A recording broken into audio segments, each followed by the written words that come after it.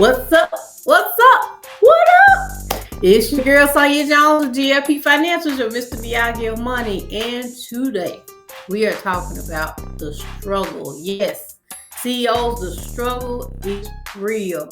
What type of struggles? We're talking about the financial struggles for CEOs. In this video, we're talking about the 3 financial struggles that I've witnessed with most of our clients.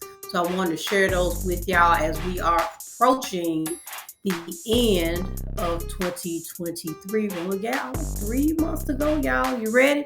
Let's get it in. So let's talk about these struggles. The first struggle that I've noticed with most of our clients is lack of systems. We struggle with systems. And basically what systems are your workflows, your routines that keep your business going, right? And some of the things I want to highlight, first off, when we talk about systems, is documentation. Y'all, we got to be tighter with documentation. And as a business owner, it's those documents that are going to save your bacon, right? So when we're talking about documentation, specifically receipts, contracts, copies of checks. I cannot stress that enough. When you are making deposits, you must have a deposit log and copy every check that comes to your business, your entity information, your license copy, your EIN, your W-9s that you send out to your clients. All those documents need to be in a place electronically and physically. You can access them in a safe place. If you have clients, I would suggest that you keep a folder for every client that you service, as well as every vendor that you pay.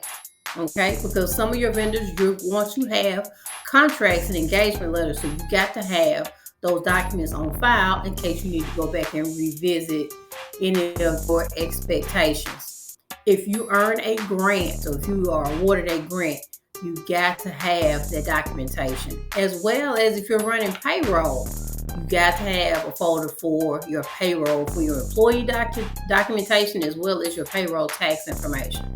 So that's the first thing. And then tracking your revenue receipts. Okay. If you have Gmail, if you have an email, the best way that I know for me, when I track my documentation, because we're all using some type of electronic purchase, right? Amazon, for example. Amazon's going to send you that receipt via email. Just create you a folder that says 2023 receipts. Put all your business receipts, put them in that folder. And so when it's time for you to gather your financials to prepare your numbers for your tax preparer, you have all your receipts right there in one spot. You can also use your labels if you want to. Either one is fine. And also, too, make sure that you move all of your business revenue to your business checking account, right? Let's just be honest here, because if we are entrepreneurs and we're making money, you got money coming from one payment area to another, your checking account, your Cash App, your PayPal, your Venmo, and all of that. And if any of those accounts are your personal ones, including Zelle, make sure that you transfer all of those funds to your business checking account.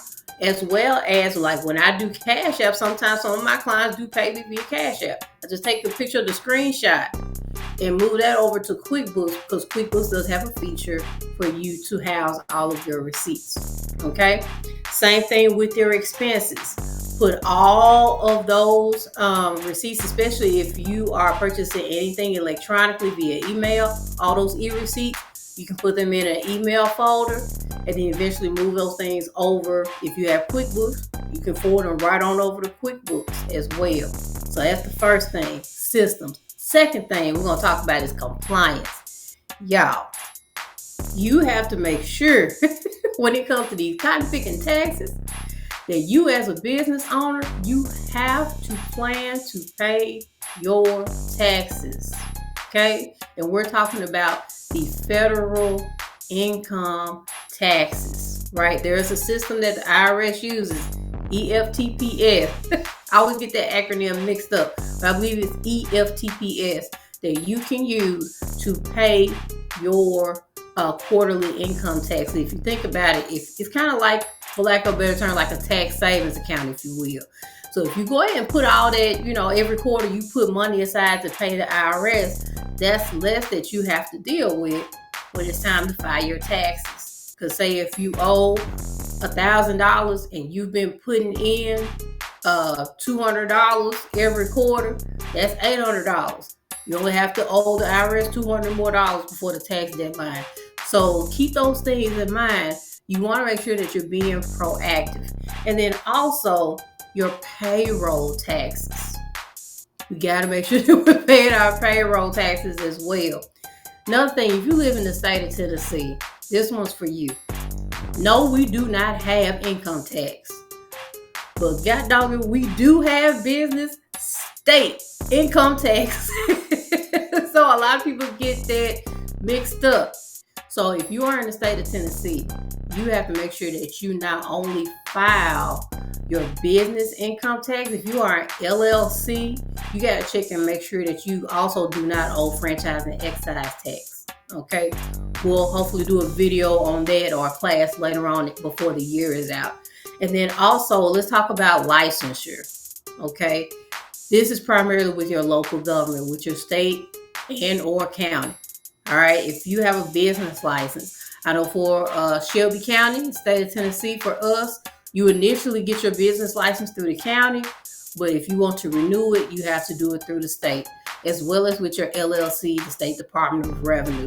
So make sure that you are upholding those expectations, so you never want to be in a situation where you are filing for a grant or trying to, get an opportunity and you can't do it because your entity is expired or out of service because you didn't pay the fee, you didn't pay the renewal. All right. So we're talking about compliance. It's number 2. Number 3, lack of information. CEOs struggling their finances because they simply do not know. This is why you need to subscribe to GIP Financial so you won't have that excuse any longer. But be honest about what you don't know. Again, we know that when we're talking about money and business finances, it can get pretty awkward. But here at GIP Financial, that's our priority, to make sure that you have a safe space here with us and you can be able to talk candidly about what you need help with your business finances. And also, there is free help available through the SBA, the Small Business Administration. That's the federal government's resource for small business owners.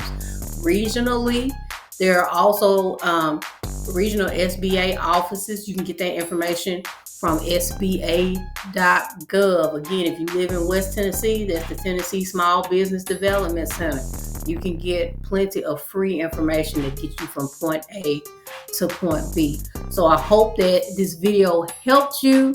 Remember, say it with me, systems save businesses, y'all. Systems save businesses. And you cannot build your business and put it in a position to grow without having some discipline and some guidance with systems. So if you're looking for something to help guide you along the way, we have a free workbook called the Business Finance Blueprint. The description and the link for it will be in right below this video, and you can get it for free. It's absolutely free. So again, my name is Sonia Jones of GIP Financials, and stay tuned for the next video.